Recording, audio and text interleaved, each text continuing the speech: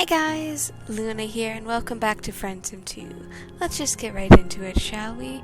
We're making our way through Revolution. Oh, the mysterious friend. Well, you can't really resist the combined calls of friendship and mystery now, can you? Tamira smiles, and you think maybe it's the first time you've seen her smile since you saw her. Sure. Come on. Tamira leads you down the stairs and into the parlor. Peering around the corner, too, you assume make sure Scratch isn't hanging around. Outside the mansion, Tamira keeps looking around nervously. Can you please stop? Wait, stop what? Stop thinking so loud. I'm trying to make sure he isn't going to follow us. Oh, crap. Has she been listening to everything you've been saying? Tamira shrugs. It's fine. Usually it's like a soft buzz, but you get loud sometimes when you're excited or nervous. He's not around. Come on, let me introduce you to my friend. Tamira walks around the side of the mansion and finds a spot near the bottom of the house where a loose board covers a small gap in the foundation. Moving it aside, she crawls in, and you assume you're supposed to follow her. The darkness comes in all around you, and you feel your heart starting to race. Is this a trap? Can't imagine why, but part of you is terrified that you've just been led to your death by a literal child. Your eyes adjust to the... Your eyes adjust to the low light, and holy crap, the crawl space under the mansion opens up into some kind of low room.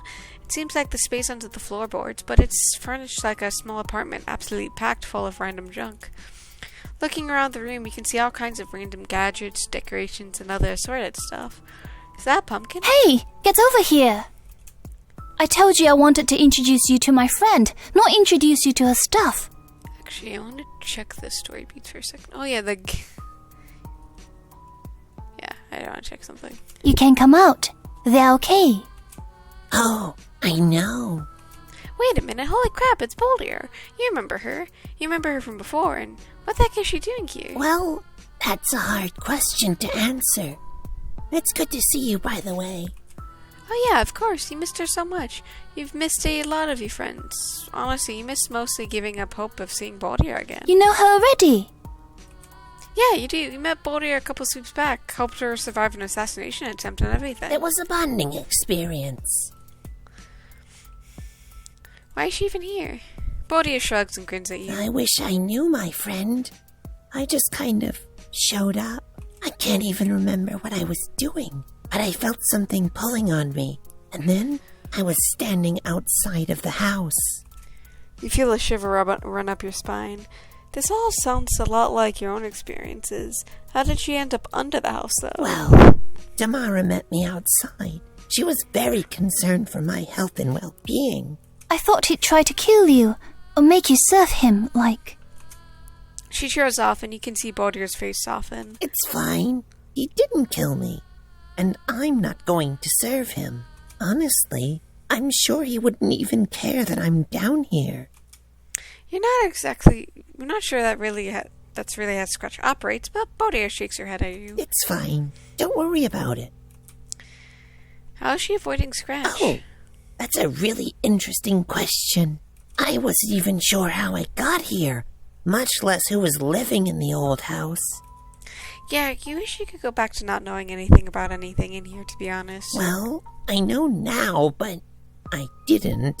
And then Tamara showed up and said she knew somewhere I could be safe. I used to come down here to hide from him. This place, he can't see it. Huh. You know that Doc Scratch seems to have some limitations on his perception, so I guess that isn't too unusual. We exist in a kind of narrative blind spot right now. A space that exists in between the spaces.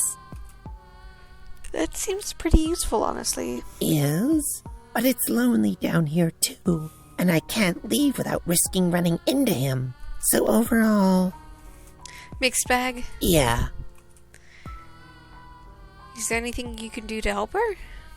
Feel bad that she's trapped down here. Isn't there anything you can do to help her out? Not really. Tamara brings me everything I need. And it's pretty comfortable down here. I can even leave for a while to stretch my legs. As long as he's distracted or busy. Still, it feels like the kind of lonely existence. She's only got to contact with one person. Really, and that person is being forced to serve an arrogant demigod. It seems less than ideal easy point. Maybe, but Damara here deserves to have someone to talk to her, too. She never even knew her Lucis. I told you it was fine. I can't miss someone I never knew. Well, you still deserve someone to help you out, especially at such an important time in your life. I guess so. Tamir looks away from Bodier, looks distinctly uncomfortable. Okay, maybe time for yet another painting conversation topic switch. What's she been doing here? Well, I've been collecting things mostly. You noticed. Where the heck did all this stuff come from, and how did she get it if she isn't able to leave? Damara brings it mostly from when she's sent places by Scratch. But there's things here you recognize from other worlds, far beyond the edges of time and space. Well, that stuff I can't really explain. It seems to be drawn here. A kind of nexus for weird garbage, I guess. It wasn't always like that. I think it started when you showed up. She looks directly at you and shifts nervously. That comment felt very pointed.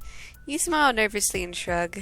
I'm sorry about that. Oh no, I'm glad. I get to see all kinds of things from all these different places.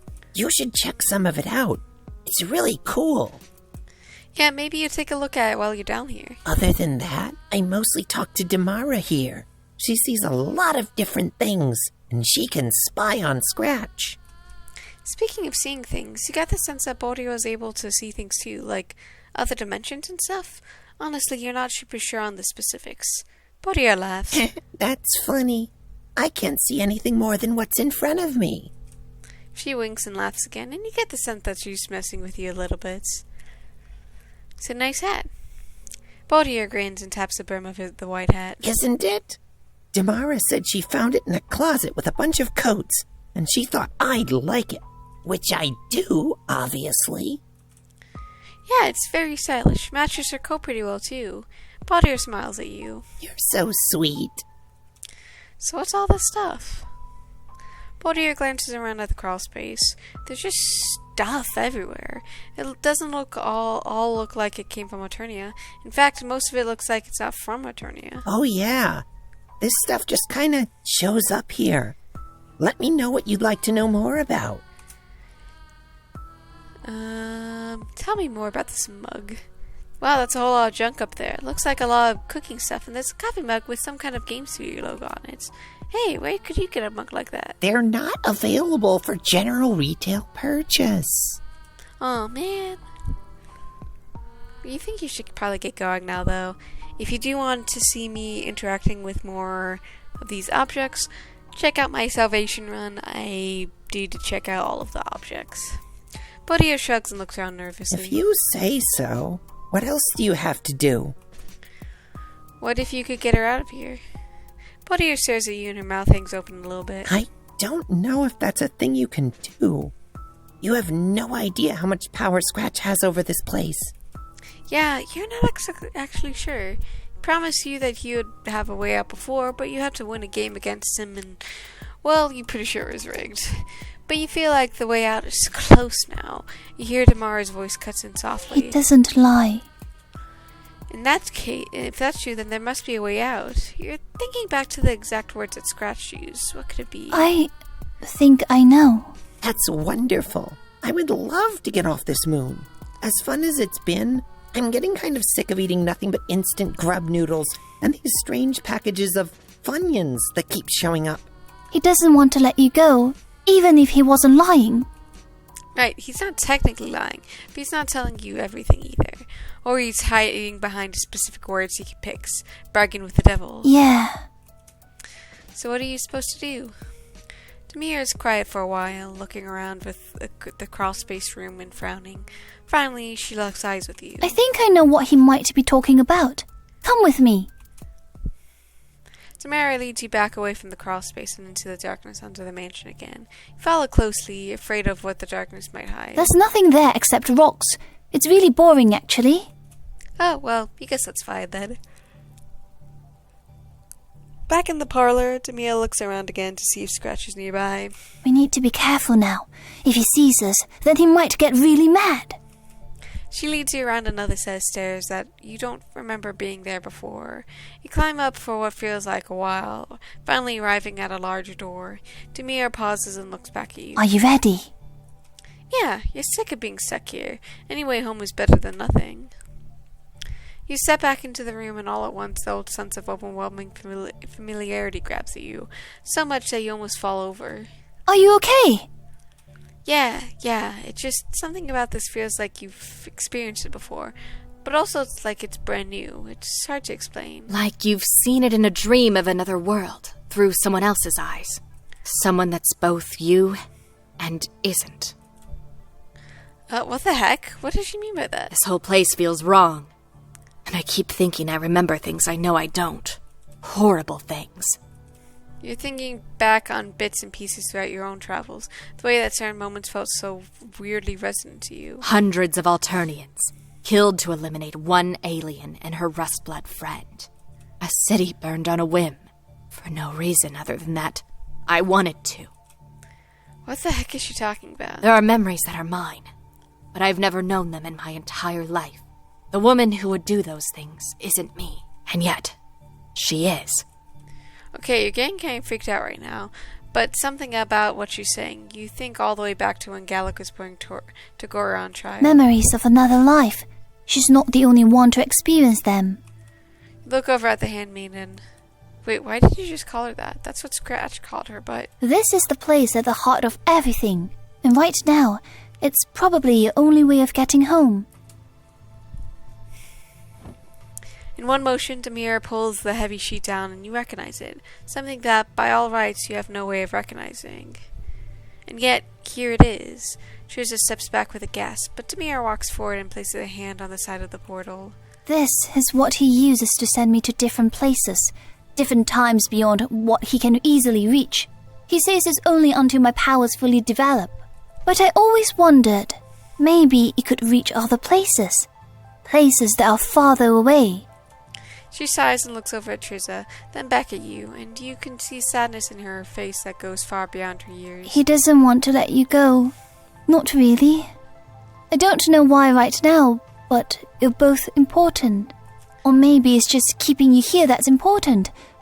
I'm sorry, I wish I knew more. Fuck, this is bullshit! He can't just keep us here forever. I'm going to find him and... And what, my dearest Trisa? What plans are you up here making?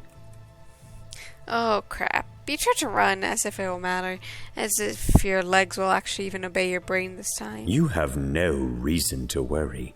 I have no desire to harm you right now.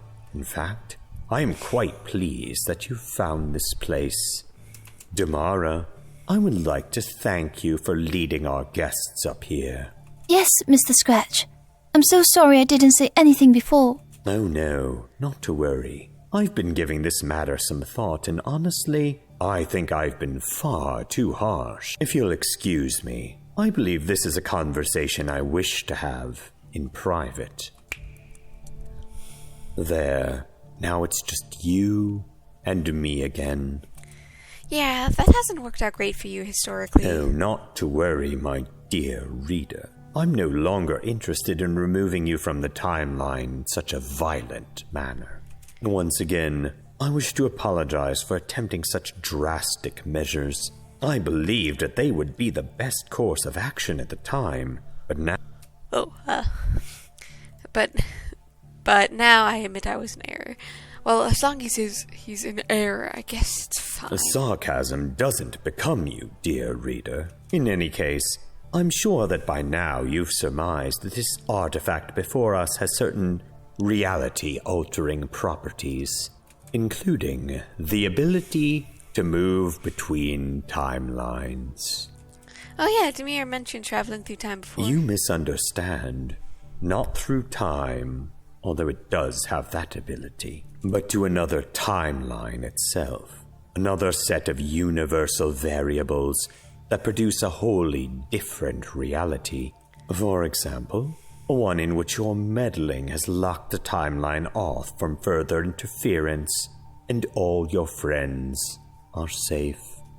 So what now? You already tried a stupid game and it was basically impossible. I'm prepared to allow you to try again, actually, but with a different set of parameters.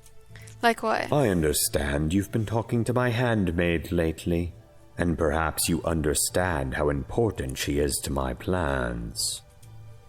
Something like that, yeah. However, she is not necessarily essential to those plans, because you've delivered another one to me who could serve in a very similar role.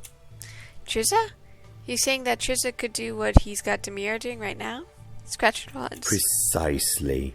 So now I have reached something of an interesting quandary. I have 2 potential handmaids, and yet I only need 1. In fact, it's quite irritating to face the prospect of dealing with them both. So, I decided that I'm prepared to allow you to not only return home with your various friends, but to select one of those 2 to go with you. The other will, of course, stay here with me to ensure the continuity of my own timeline. You don't love this. It feels like Devil's Bargain, and you're looking at your own reflection in the Devil's featureless, shiny face. So, my dear reader, which will you choose? Go choose Tamara. Choose Tamara. Pick Tamara. Go choose Tamara. Side with Tamara. Save Tamara. Got 2 options. Either you save your friends, or give them a way to fight back. Revolution. Excellent. You see, you're capable of making these hard decisions after all. Now, of course, you'll still have to prove to me that you fully understand your place in the narrative, in the timeline of events. Oh, of course. That means you'll be playing a game again? Not exactly the same game, but yes, essentially. I'll give you some time to prepare yourself and discuss the situation with the others. Let me know when you're ready to prove your worth. Well, crap. You stand there for a few minutes, or you suppose what feels like a few minutes longer, staring back at the portal in front of you, at the doorway that leads you back home. Got no idea how that's actually going to accomplish any of this, given the fact that Scratch is so likely to be rigging the heck out of the game, but when you have an increasingly impossible odds ever stopped you before. Slowly, you find your way back down the stairs to the parlor, where you see Demira sitting quietly on the couch and Trizza pacing back and forth nervously in the room. What did Mr. Scratch say to you? That's complicated. You might actually need a few minutes to think this one out. Actually, Demir nods and shrugs as if to say, we've got all the time in the world. I need to speak with you. Alone. Trizza pulls you around the corner, far enough away in the parlor that you're pretty sure that Tamara can't overhear. She leans in, and an expression on her face that you're having a hard time figuring out. You've seen it too, haven't you? The bleed through. This is kind of freaking you out, actually. Does she just want to maybe get outside and get some air? Maybe she's just feeling cooped up? Trisha shakes her head quickly, but she walks toward the door and leaves the mansion without saying another word. Is she doing okay? You know how things are weird and bad right now, but you're in the process of making a plan to get out of here. I think I understand why you were so shocked when you saw me. Beyond me being the heiress. You saw it, didn't you? Saw what? Trisha glares at you and turns away, staring up at the dull gray sphere of Eternia in the distance. Can't help but wonder what version of Eternia you've actually seen, or if it's all a weird superstate of all versions of Eternia all at once. Don't act stupid. Versions of people that don't exist. Someone else's memories. That old familiar chill run up and down your back, and for 1 second you see it. The smiling face backlit by a burning city, the eyes that don't feel anything anymore, the one who diverged so many sweeps of the past. But you never seen any of this, have you? It doesn't matter. Some version of you has, in some way.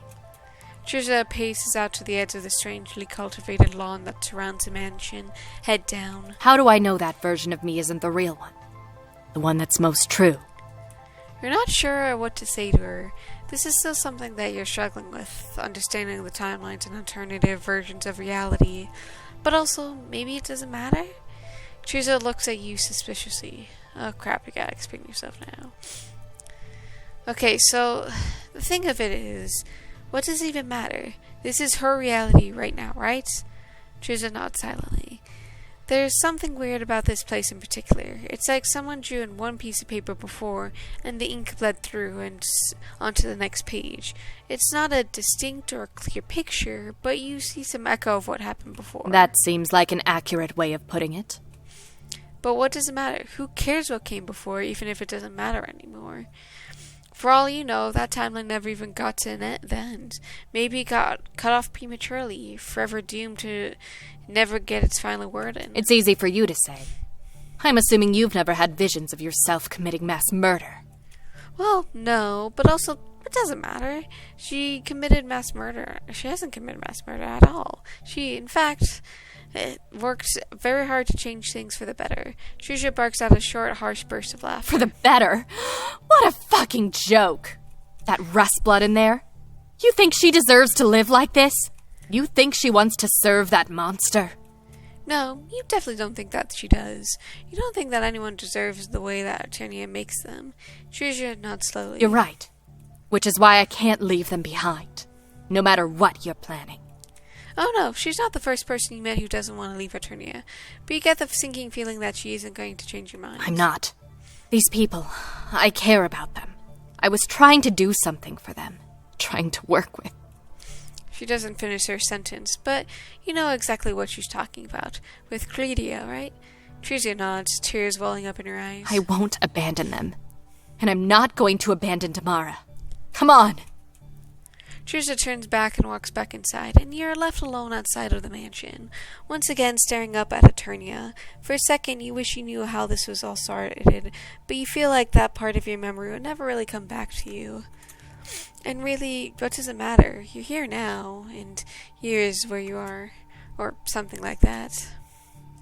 You're about to head back into the parlor to let Trisha and Demira know exactly what the deal is as far as getting the heck out of here, but you stop when you hear their voices from the other room. I'll find a way to get you out of here. You deserve to be free. No, I'm not going to leave. I know about his bargain, the thing he offered the alien. His what? And I know that you're not going to leave with them. You'd never leave Alternia behind, would you? There's a space in the words, and you can practically hear Trisha's thinking. I'm not even originally from your version of reality, but I still care about everyone down there so much. This is all insane anyway. What the fuck are you talking about? Scratch offering the alien a deal? Well, seems like it's time for you to step in. So actually about that. He made a deal with you. Except it wasn't you making a deal at all. You get to take the Ares, but in exchange, I remained here. When she says it, you feel a stab and pain in your heart over the choice. The idea that you're going to leave this teenager here in exchange for... Stop. What choice did you actually have? Leave one person with him, or leave the other? Either way, someone suffers. Someone always pays. And he always wins. It doesn't matter. Because I'm getting you off this fucking rock. Of course. Because you would sacrifice your own freedom forever if it meant saving even one other person. Because in this timeline, that's who you are. Trisha shifts uncomfortably in place and looks away, and you find yourself wondering how Demira knows so much about any of this. She keeps talking, completely ignoring you. None of it matters because you won't be convinced not to stay behind. And I don't want to leave. What is she talking about? Staying behind with scratches? It's horrible. I never said that. You need to come with me. Both of you. Once more, the dark under the house wraps itself around as you crawl forward on your hands and knees. Up ahead, you both know Damara is there, with Trisha following close behind you both. But right now, for the slice of a few minutes, you're basically alone in the darkness. What are you even doing here? Why did you come back here? What made you think this could even make a difference in any way of their lives? And the dim light of the crawl space slowly creeps up on you until the clutter of the room resolves itself. You're back! She frowns and looks back and forth between you and Tamara and Trisha. The recognition on her face is unmistakable. He said something, didn't he? He made you an offer. You think you screwed up. Scratch is going to let Trisha go, but he needs someone to stay behind as his apprentice. Bodia looks at Tamara, who lets her head drop. It's fine. I knew I was never going to leave anyway. No, you can't accept this. You might have just met them, but you don't want either Triz or Tamara to stay behind. It just seems like a choice of which traumatized woman you want to sacrifice, and that doesn't feel great. Well, what are you willing to do about it? How far are you willing to go? Huh? You look closely at Trizia, and you can see a grim smile playing on her face. What's going on? I was wondering if you might take that path. Wait, what path? What is she talking about? Trizia nods and steps forward. We're going to kill Scratch. Whatever he is, he's alive right now. I'm sure there's a way for him to die. Demia stands there with her mouth hanging open, a look of absolute shock on her face. You find yourself empathizing with how she's feeling, because this feels a little bit insane. No, I think it's a way forward. Maybe it won't go quite where you expect, but... Fuck that. I don't care. He dies tonight. Okay, if you're serious about doing this, you'll need to beat his game. How does she know about that? Baldur shrugs and winks at you. I know lots of things. Call it the gift of sight.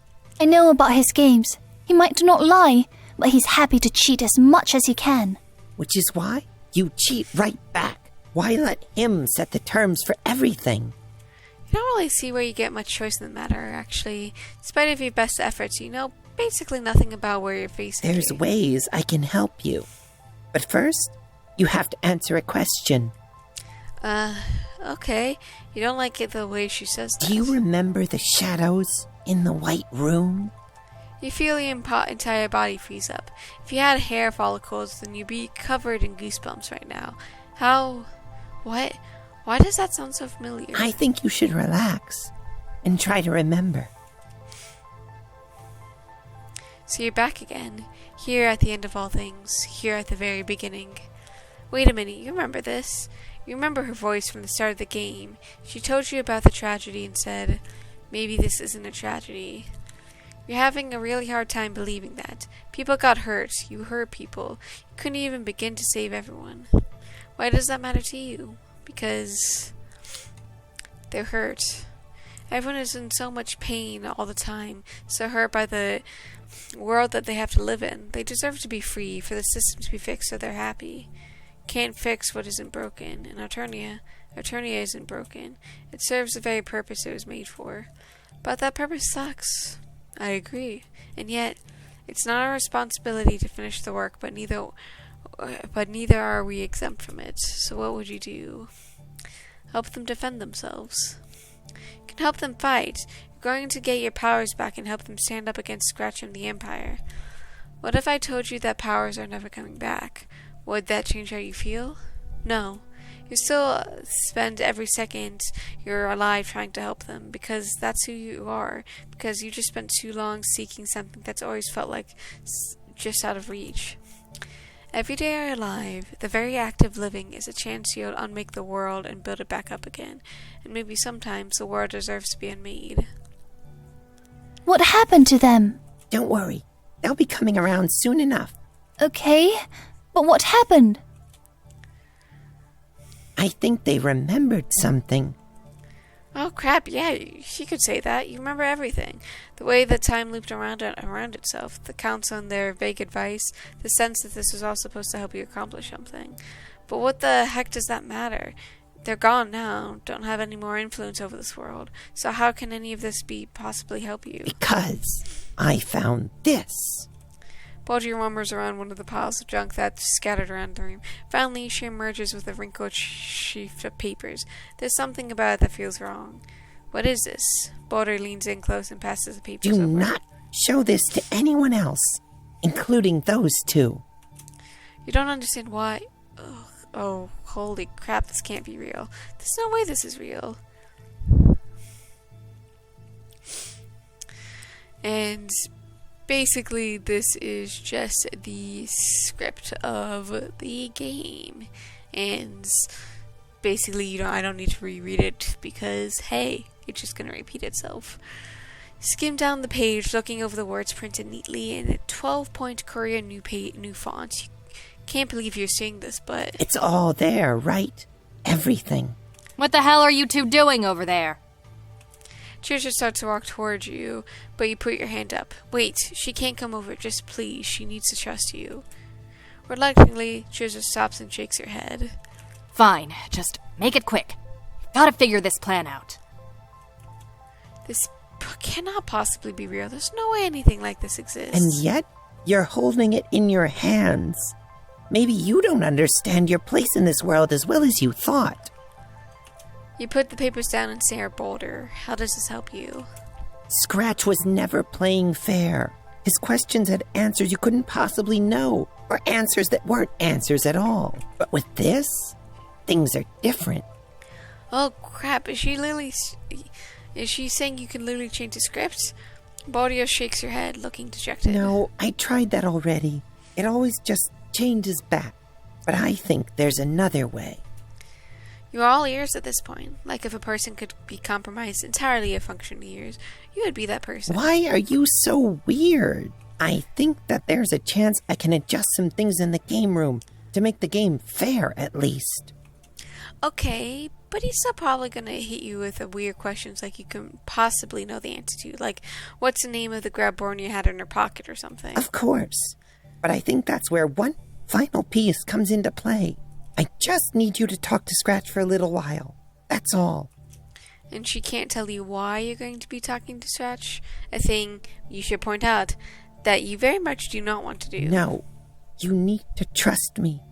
Talk to Scratch, then come to Damara's bedroom. She turns to Trisha and Damara and frowns. You two. You need to get into place while I find Scratch. For what you hope is the final time you're in the dark space under the mansion, you don't want to have to put your faith in Boulder like that. Not because you don't trust her, but because you just hate not knowing things. It would be so much easier if you just knew what the specific plan was. Pull yourself out from under the house and dust yourself off, looking once more up at the strange sight of eternity in the sky. As you look at it, you notice that there's something off about it. It's a lack of movement in the clouds, a kind of haze hovering around the planets. Huh, what's that about? What that's about is simple. As you may have already surmised from your discussion with my handmaid, this moon exists out of time. Any attempts to reach it from any given iteration of Alternia would have disastrous results. That sounds pretty bad, actually. Yes. You are quite correct that this would typically be seen as pretty bad. Although, it turns out to be a remarkably good way to cultivate the mythos surrounding my home. Now, why don't we take this conversation to a more pleasant environment? Now, my dear reader, have you had a chance to prepare yourself to attempt my test once more? Almost, but you really wanted to ask him some questions first. You feel like it's really important to do that. Oh, why is that, specifically? You don't actually know. Well, I suppose there's no harm in indulging you for a short while. You fascinate me, you know. This strange black hole in the scope of my perception. Wherever you go, it feels like there's this air of non-deterministic potential. Honestly, it sickens me. Okay, cool. Well, you're not a big fan of his attitude either. Don't misunderstand me. I have no qualms with you as a person. It's more the chaos that you represent. In any event, don't let your thoughts dwell on it. Ask me your questions, and I will provide you with the answers you seek. And with that, we'll leave this episode here. I hope you guys enjoyed this episode, and I hope you guys have a good day, night, week, month of your lives. And may the stars forever guide your path, wherever might lead you into the future. Hope to see you guys again next time.